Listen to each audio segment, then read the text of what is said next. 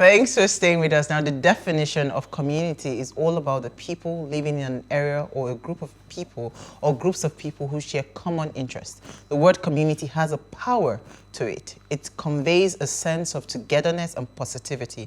It speaks both to solidarity and homeliness.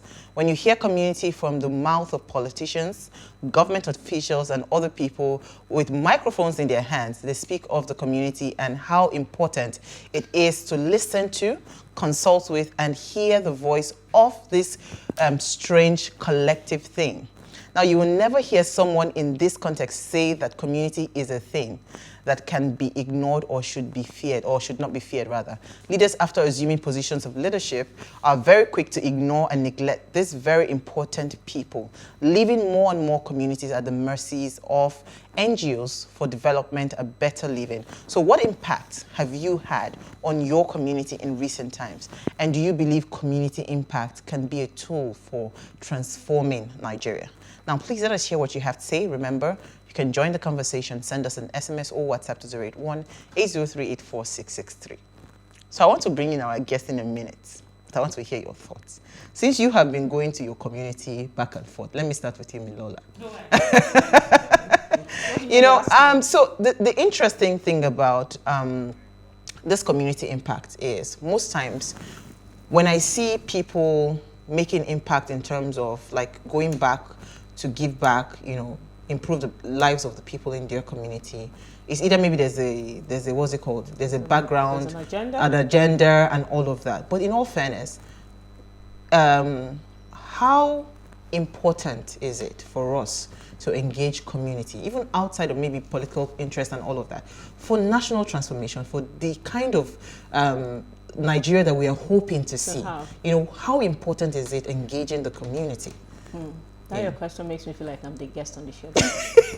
I think we need to look at life beyond the outcome of an action, and we should act in spite of the benefit. And for me, a community is not limited to people we consider the underserved or the masses. Where you are, your immediate sphere of influence, that's your community. Before you can have an influence over 1,000, you must have managed a smaller group better. So for me, just like the adage, charity begins at home. What do you do in your immediate space? Sometimes we look at this thing and think that you need to travel a yard, you need to go a particular distance before you can influence people. There are people in your neighborhood right next to you whom you can affect and touch directly without having to make a trip or plan it or make a budget for it. So for me, that's where community starts. How do you fare to the welfare of a megad in your immediate environment? That for me is community development. But then if you look at charity work, if we look at CSR projects, like you said, it's always tied to political project and all those things. So then you start to make more constructive plan around interfering and intervening in community projects. So of course, it is very, very critical, and it is important that we take it upon ourselves to be our neighbor's keeper. Okay, so Uti, in all of this, what do you think the role of this impact is in nation building, like transforming, if you truly want to impact, if you impact a community, do you think it does play a huge, significant role in transforming the nation? I think it does. I think the impact for me comes in how it shapes the community itself. I'll give an example. A couple of months ago, Shekiri people, we couldn't tell us nothing.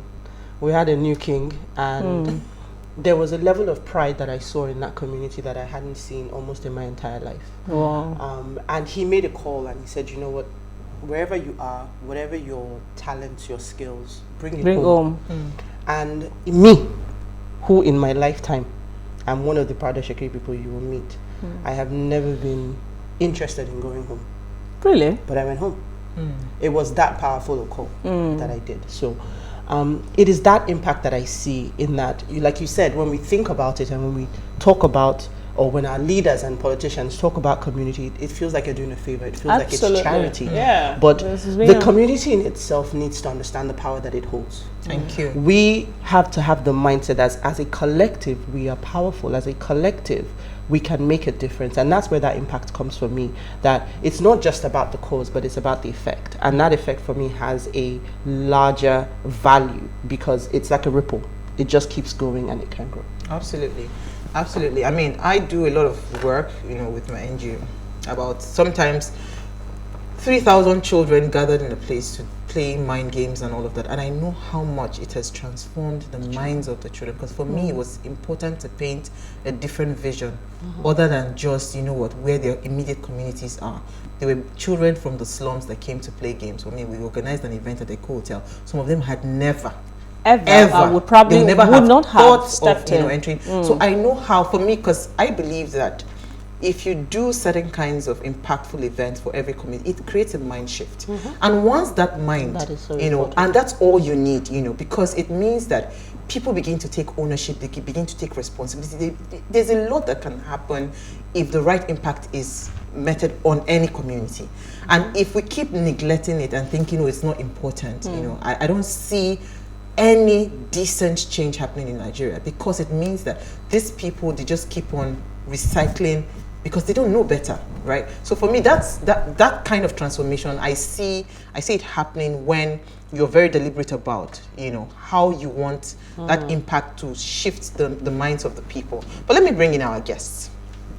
Dr. Tola Awosika is a serial entrepreneur, economist, political enthusiast, and astute businessman. He has a history of running successful companies, and under his parent company, BDT Group, Dr. Awosika has built successful businesses in several industries, include power, oil and gas, marine services and construction, pharmaceuticals, and more. He's a businessman. Now, Dr. Tola, it is not all about work, as he's also very passionate about giving back. He established the Tola Awosika Foundation in August 2020, a charity and social impact organization whose primary objective are philanthropy and social well-being. He is also a board member of the Temitayo Awosika Help Foundation, and a non-profit organization set up to cater for children and adults living with sickle cell anemia and the underprivileged and needy members of the society. Additionally, he is on the board of the Christian Benevolence Foundation. He is very rounded in the conversation, and that's why we're very honored to have him live with us in studio as our very first guest for the year. Thank you so much, Dr. Tola. All right, so you heard our conversation on community impact, because for me, I saw a lot that you did, and I think they were flashing some of the pictures. They'll keep flashing while we're talking. You've done a lot. You've run this foundation for like 10 years, and every year it gets bigger and bigger. And for me, I just want you to share from your wealth of experience. How do you think this community engagement that you've done over the years, how do you think it's transformed your immediate community first? And what do you think it can actually do if we collectively start to think community impact for nation building and transformation? Well, thank you for having me. I think it's important to, first of all, recognize that Nigeria itself is a community. It's the bigger community that we're talking about. The smaller communities are the places where we're trying to help out and try and build. And Nigeria has suffered infrastructure and development deficits post-independence, pre-democracy. So it's the job of citizens who have the capacity, who have the passion, to try and fill some of these gaps. And this is what we've been doing over the years. What we realize is we do this naturally, whether as a businessman or even an employee, you are directly impacting your immediate community. And what we've done over the years is, by way of business, we've done a lot of empowerments and a lot of employments, and people are benefiting from what we're doing. What we've now decided to do is go back home to areas that are pretty much forgotten, to try and directly impact on these people. And that's what we've been trying to do, to try and focus a little bit more. Because the truth is, NGOs are not unique to Africa or Nigeria. It's something that happens all over the world, because it's fair to say that the government cannot do everything, especially in a place like Africa and Nigeria, where there's been a lot of infrastructure deficits and development deficits in general. You need private sector people to come in who are passionate about change. And what that would do in developing these communities is that would decentralize the focus on government's influence and what government needs to do. If you give people a livelihood and you develop them, they tend to rely less on government, and they can now start relying on their own skills. And you're building mini and macro economies as you're doing that. So that's really what those community development is all about, and that's exactly what we're trying to do.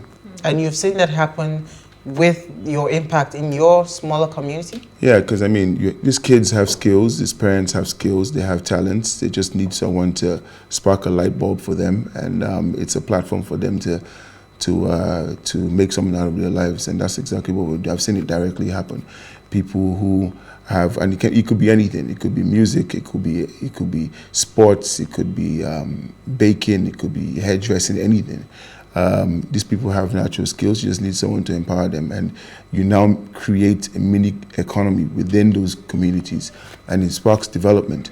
And the insecurity issues and unemployment issues that people keep talking about gets sorted out without even much of the government's input. It's a natural thing that would evolve. Well done. It takes an exceptional soul to care for the well-being of others. I think a lot of the time we forget that we're not empowered for our own self-interest only. There's a reason why resources gravitate towards those that have it. And I think sometimes we forget as human that nobody achieves anything by fluke. It is easier for people to assume that people that seem to have it have coveted it without discretion, but also the universal laws that I understand, that I work by, tells me that if you acquire anything under any first test, you can't keep it.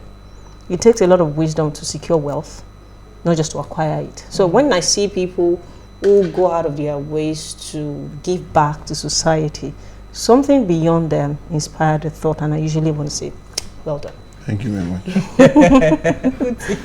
Okay, I know. Sorry, I thought Lola had I was waiting. Yeah, it's interesting when I find that I appreciate that we all have to play our part and we all have to make a difference. What sometimes I find is a bit of a gap. I just talked about her NGO and you have your organization. We have so many little pockets of NGOs and organizations. And I worry when I think about it, because even I wondered to myself, well, how do I give back? So if we play back to the lockdown and you had all sorts of little people coming out, food everywhere and all of that. So it is great, given the size of Nigeria, that we have such a huge number of these organizations. But I wonder if the effect, because we're talking about transformation, I wonder if that then waters down the ability to transform, because it's almost like there's a drop here, there's a drop there. The drops don't get the opportunity to meet. So how, I'd like to hear your thoughts there, because of course you're doing great stuff about that, in terms of, do you think that fragmentation is causing a problem, and then how can we work around that to increase that impact that all of this is doing, because we know the goal is transforming lives? I mean, the answer to that is pretty simple. I mean, it's the Nigerian factor. People like to be associated with things that seem to be successful or doing well. So you start a business today, 2 weeks later, a friend of yours sees that it's doing well, and they go and they do the business. So someone starts an NGO, tomorrow they feel they can do the exact same thing and they go ahead and do it. We need to find ways where we can collaborate and not compete.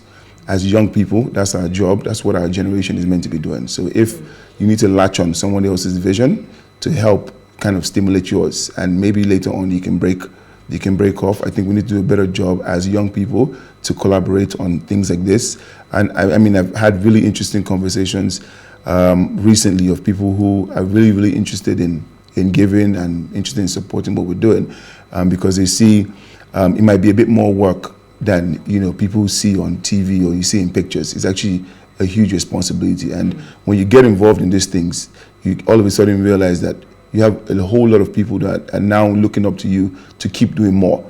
It puts the pressure on you to constantly keep working hard and keep sourcing for funds and keep trying to do things to ensure you're constantly impacting people. I think what we need to do is, and there are always going to be tons of foundations and tons of businesses, but we need to just latch on to some that are evidently doing things that are actually impacting, and collaborate with them where we can, and come together. And you bring your skills, I bring mine. You're a celebrity, you can help me motivate the kids by showing up to one of my events. Please come and do that, as opposed to you opening, you're good at music, just sing.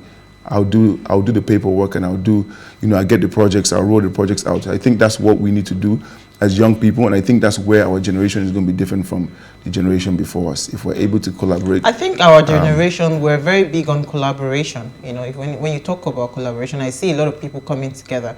I mean, with the work I do, I have volunteers from everywhere. We don't pay them a dime because they know what it is that we're doing. But I was going to say something, because this was what I was accused of, that you're doing something. Why are you doing it in Lagos? I'm from Edo State. Right. You understand? Why are you not going to your community? But so there is also that factor that a lot of times people go back to their communities because they have certain kinds of, and this is, a general notion, but I need you to help me out there. Why do you choose your community as opposed just going to any community to make those impact? Do you think there's probably like a motive behind it, or maybe you can help me just throw some light on that? So Nigeria is a very divided country. I'm not going to go to, with all due respect, I'm not going to go to the north of the country and try and be a messiah. First, I don't speak the language. It's going to be a lot more difficult for me to communicate with the people. So naturally, you go to where you're comfortable, right? So most times, people end up where they're from, or where their dad is from, or where their mom is from, because it's comfortable for them to do that.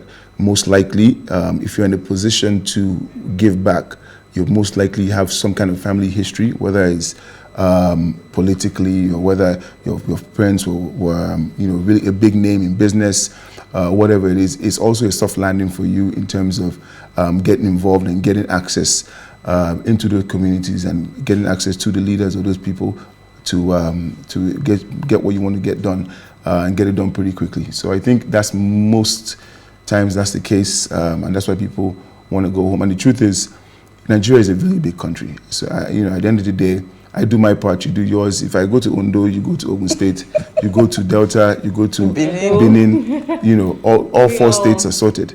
So the truth is, what we have been doing over the years, we've been focusing on our development in Lagos. And people wonder why Lagos is so developed. It's because everyone is here, concentrating all their efforts here, doing business here, helping the people here. And you've forgotten all the people who don't have access to us.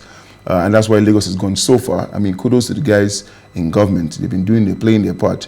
But it's also been, yes, it's been an effect of everything that's been happening around the communities and around the society. And that's what basically, accelerates development and accelerates growth. So. Absolutely. Mila, I had a question, because we need to take a break now. I want to ask him, just like we always we don't want to preempt people, we just want to clarify. Doing charity work, just like you said, put a lot of pressure on sustainability.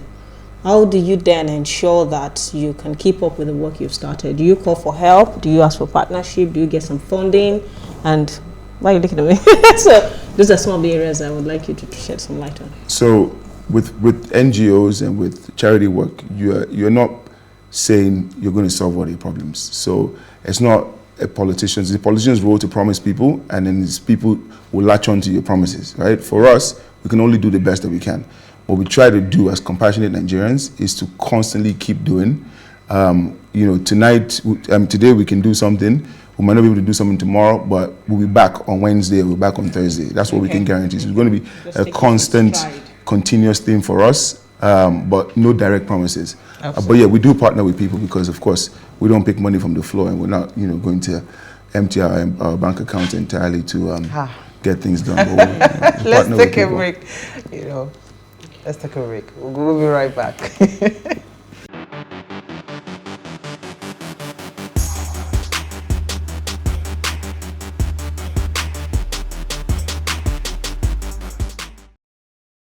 All right, so if you just tuned in, we are having an amazing chat with Dr. Tola Awosika on community impact, a tool for personal transformation. Please let us hear what you have to say. Remember, you can send us an SMS or WhatsApp to 081-803-84663. All right, so before we come to Mani, Uti, you had a follow-up question.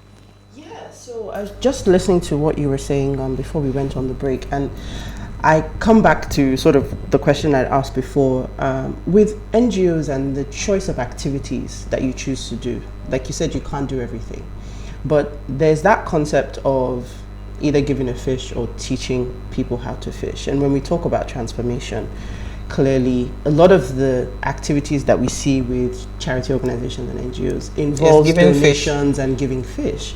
So is there, it's not like a guide but a blueprint, but given that we have so many different NGOs, what are your thoughts around the best way to carry out these activities so that they actually impact the transformation?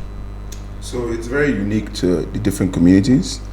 For your community, for example, in Warri and Delta, you will need to do a lot of skills training for those people, a lot of reorientation for them because of what they've been through and what they see on a daily. For my community, it's a bit different. So it all depends on how educated the community is, how receptive they are to what it is that you're trying to do. But typically the blueprint should be you go into these communities, try and get feedback from either the female leaders, the youth leaders. What are the biggest challenges? Infrastructure, of course, infrastructure is always going to be an issue. Lack of water, clean water, bad roads, power situations, all that stuff. Healthcare is you expect that that's already a problem because that's a problem across the entire country.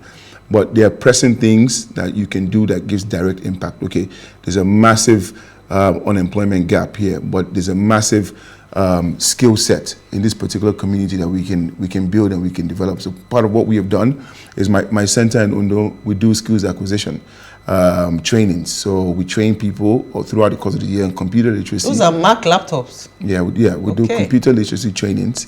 We do different skills acquisition trainings in baking, hairdressing, barbing, all the different mini skills that people have within those communities. And so it's a two-pronged approach. At the same time, we look at the needs of the people. We have a Water for All initiative we're doing, for example, because we realize that a lot of the communities don't have access to clean water. Literally, they have to wait for rainy season to store water. So what we've done is we've tried to get these guys access to clean water as frequently as possible. We're building infrastructure, building tanks, doing boreholes, those different things. Expect that that's always going to be a problem because, like I said in the beginning, there's a big deficit in development in the country post independence and pre-democracy. So there's a lot to do to try and bridge that gap and at least make it, bring it closer a little bit. So I think, don't go in blindly. Don't go in with the usual approach. Try and get information, feedback from those communities. Yeah, what they need. But expect certain things are going to be needed regardless, which is the infrastructure that we're speaking about. But then there's some things that you can directly impact the people that would also create a sustainable livelihood for these people, because you cannot keep feeding them. At some point, you're going to have to pull back. You're not WHO. You're not So at some point, they're going to have to sustain what it is that you've done for them. So you go into these communities. You figure out what they want, you speak to the guys, you try and impact them directly and support it with infrastructure. And I think when you're able to do that, it'll go a long way. Money. Okay, so for me, I want to make a statement and then I'm going to ask a question. So I read your profile, and for the benefit of people who didn't see your profile being read out, I see that you've been running a hotel for about 7 years. So a hospitality group for about 9 years. Wow, yeah. That's a long time in 6 different locations. Yeah. And then you're involved in power. You have a power company, yeah. Oil and gas, marine services, construction, pharmaceuticals with a medical factory. Yeah, I have a pharmaceutical plant. Yeah. Fitness business. Yes. What's that about? So we have gyms, we have fitness clubs across Lagos. Okay, awesome, awesome. Then the TAF, the Tola Awosika Foundation, like you've been talking about. Okay, so it's very impressive. And I realize at the same time we have a lot of similarities in the sense that I'm a lawyer, I run my law firm, but I'm also interested in other businesses. So I have a venture capital company that I'm running, HR company, so just different companies I cut across different industries. And like you, I also run my foundation, so with the sole purpose of giving back. Right. So now here's the question. There's this quote that says, "Jack of all trades, master of none."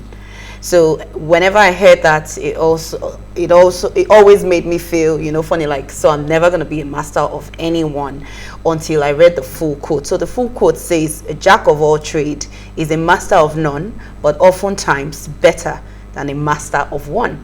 So it's not really a derogatory statement, but actually a compliment. So my question now is, what motivates you? What inspires you to start the companies that you've started, across different industries? And are you still motivated or inspired by the same things? I think Nigeria and Africa allows you, unlike the Western world, do everything that we do on a daily basis. And what do I mean by that? Because of everything we're speaking about today, that creates an opportunity. Because of the lack of infrastructure, because of the, no lack of development, because of, I don't want to use the word poor governance, but because of, maybe some bad government, it gives business people and serious-minded people and people who are really interested in improving the country.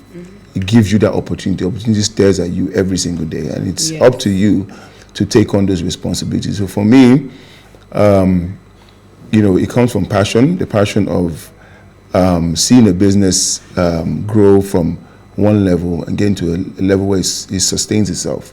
Also, helping breach the unemployment gap across all my businesses. We're going into a 1,000 mark of people that we employ, and it's a good feeling to know at the end of every month you get to sign a check, and these people get paid, and they create their own economies from that. So for us, the motivation is there because you are directly impacting people by what you're doing. You're also impacting your country, and you're trying to do things in a different way. So we always look for those sectors. We specifically look for businesses that would directly impact and also do things in a different way. So and I can give loads of examples, but I'm sure because of time I won't be able to. But what we've tried to do, we're not just going into the sector because of some kind of financial benefit, but we're going into it because we've seen this either something wrong. For example, our fitness business, we went into the business because we felt like fitness was not being properly set up. That was one.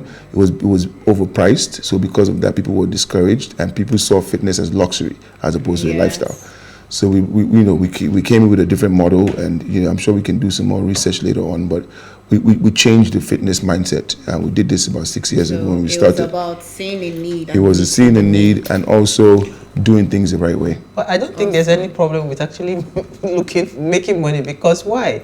I mean, running the foundation for 10 years, I know how much comes out of my pocket whenever I'm doing my events for my NGO. So in fact, in 2019, when the COVID matter happened, I just used the opportunity to say, let me take a break, because it actually eats deep into my pocket, and especially because things that has to do with children, not many, they will tell you there's no ROI, so you hardly get people that want to give you money to do that. But I was going to ask a question, right? Because we're talking transformation. How do you measure? There should always be that measurement to say, okay, this impact has really made mark. It has hit the target that I wanted. What are the parameters that you use to measure the amount of impact that happens within your small communities? So, I mean, again, it's broken into two different segments. So if it's infrastructure, you can see that people have access to better roads. People are able to get to work on time, they're able to get to school on time. If it's water, they gain access to clean water. So for example, our Water for All project, that this community gets water X, Y, and Z days, and you can tell it's working because you have long, ridiculous queues waiting for water to be delivered.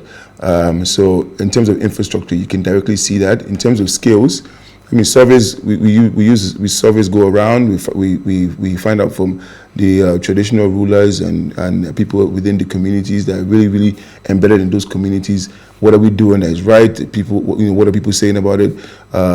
We have, we're physically there in terms of our office and the foundation. So there's a open door policy. We interact with these people on a daily basis. So we get real time feedback as to what it is that makes sense. Because I was going to. Okay, sorry, you wanted to come in? No, I was just going to say, just to add on to that for your foundation, for TAF, what is the vision for you? What is the transformational impact that you're looking to see? Because you're clearly addressing immediate needs, but you also seem to have a good handle on understanding how to go in and make a real difference. So What does success look like for your organization and your vision? I mean, so for TAF, like I said, I mean, there's a lot of work to do. There's a lot of road to cover. We'll continue to cover as much road as we can, and hopefully, at some point we can meet on a much bigger level, whether it's with an international government or another country or our local governments or our state governments, and there can be some kind of partnership and synergy. We can work together on scaling what we're doing on a much bigger scale that would, have a ripple effect a lot quicker, because right now we're doing things in pockets. Because I was going to ask you that, because a lot of things you're saying, talking about road infrastructure. Okay, water, I get it. We do water in our farm. We supply water to the community. Even my father's house in Kaduna, they give water to the entire streets. They have a specific bowl dedicated for the streets. Yes. The point is, for those ones I understand, but infrastructures like road and all of that, why are we not trying to engage the government? Because those responsibilities are not meant for NGOs to do, right? So why are we not engaging the government on bringing those kinds of infrastructures to the communities? Why are we the ones doing it? Because we're trying to get results. Thank you. That's basically it. So are you trying to tell me that? I'm trying to say that government is going to do as much as they can, but if they were going to do those roads, they would have done them since. That's very heartbreaking. It's a reality. Well, it is what it is. That's how I see They can only it. do so much. Yeah. So we are not allowed to try to get them to do what they're supposed to do. You can. I mean, you have agencies that are directly responsible for rural electrification, for example, that are meant to power up all the rural areas with solar lights and alternative energy. You can go to Abuja and sit down with the guys all day if you want, if you have that much time.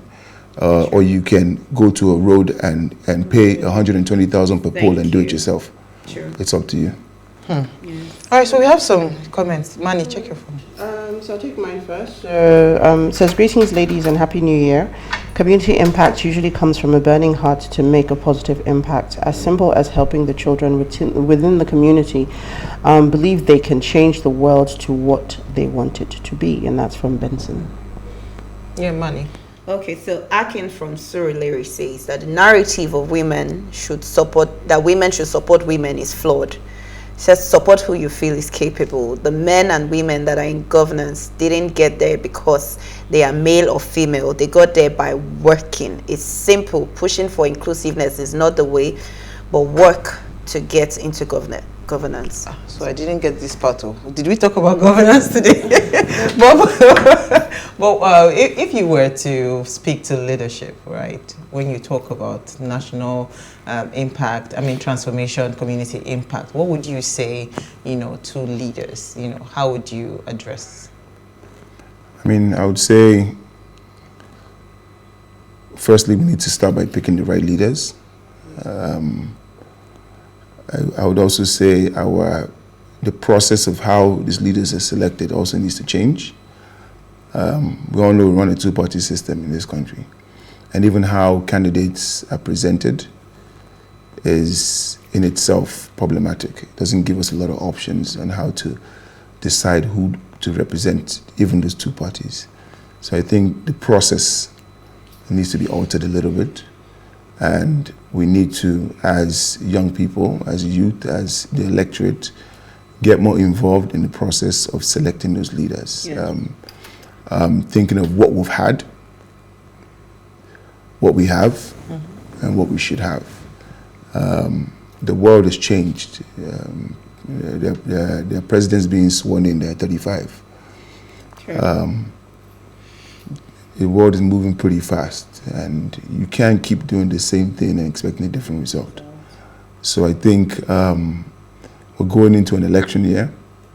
It's very, very critical, the decisions we make for our future, especially at this particular time in the world, because COVID-19 has made it very clear that the world would not hesitate to ignore you, which is what the world has pretty much done to Nigeria this entire pandemic. And there's a lot of countries have had more relevance, including neighboring countries like Ghana. It's heartbreaking, but they would not blink or hesitate to ignore you if you're not doing the right things So in order for that not to happen, we need to be very careful about the choices that we make. I really don't have anything to say about the current leadership. I think they're doing what they're doing. I think people put them in government. I think... Dr. Awosika, you are sounding like a politician right now. The politician cap has come out. But I was going to say that, and this is why I chose to have this conversation. For me, if you impact the community right, you would elect the right leaders. Why? Because those communities will know. Somebody like you tomorrow say you want to come out for governorship or whatever in the state, because they know that even without leadership, whatever, you've been impacting, you've been making sure, trying to give them a better life, right? So it will be easier for them to make those decisions. But you see, the current structure, the way communities are being handled in this country, you keep handing fish, so they wait cap in hand every 4 years. So they can never elect the right leaders. But if we do this community impact right, where we're beginning to shift mindsets, we're beginning to give them better options, we're beginning to show them this is how a standard of living should really look like, I think it will really bring that transformation, and the right leaders that you're talking about will be elected. Should it not be a motivation issue? Slight different take from there. The people who are motivated to do your work today, most of them are motivated because the end goal is politics. So I'm not there trying to teach you how to fish because I'm interested in transformation. I'm trying to get you to the point where when I do come out and say that I want to run, right, then you're behind me, you know who I am. So the question for me when I hear you talk about getting good leaders, about getting good leaders is about everybody in the community understanding the importance of taking action. I keep saying it, and that's I think what you're trying to say. When you give me the choice between the devil and the deep blue sea, it doesn't care who I choose, I still have problems. So the fact is you need to get involved in the process of the selection of who the leaders are, understanding how the system works, so that at the point at which you have to make a choice, then you have a decent choice. We've never been given decent choices, and that's why we're where we are today. So I don't really think we've never been given decent choices. The right people just don't come out. No. We've never been given decent choices. You're given the choice between devil and deep blue sea. Before the right people come out, you have to participate. We don't have that participation. So let's leave Dr. Tola 1 minute to I mean, the system works against you. Yeah. You'll be surprised how organized these communities are, and the truth is, and I don't want to bring this up, but the truth is, even within the communities, there's a lot of politics between how the impact should even happen. Yeah. And one thing that I personally decided when I was going to do this was, for me, there's no leader in the community, because if you're a leader, then you're actually a bad leader, because you guys are clearly not doing anything. So I'm just going to impact the community as I feel the community deserves to be impacted. I'm not going to sit down with a bunch of people that call themselves the leader of this community and this and that. And these guys are the ones that have been stomaching this so-called infrastructure or benefits, and it never gets down to the people. And that's why there's really no real development in a lot of these communities. So what we're doing is community work. We're not dealing with community people. Awesome. I like that. Community work and not dealing with community people. But I think we've had a fantastic conversation. Thank you so much, Dr. Tola. Thank you, Mani. Thank you, Milola. She had to step down for Mani to come up. And thank you, Uti. All right, so before we go, do ensure you follow us on Instagrams at PlusTvAfrica. You can interact with us further. Drop a comment, and more importantly, follow all our social media engagements. And remember to like, share, comment, and invite your families and friends to watch and follow the conversation. All right, thank you so much for watching and believing in the Ways brand. We'll see you guys tomorrow at 8 p.m. as we bring another great conversation to your screen. Enjoy.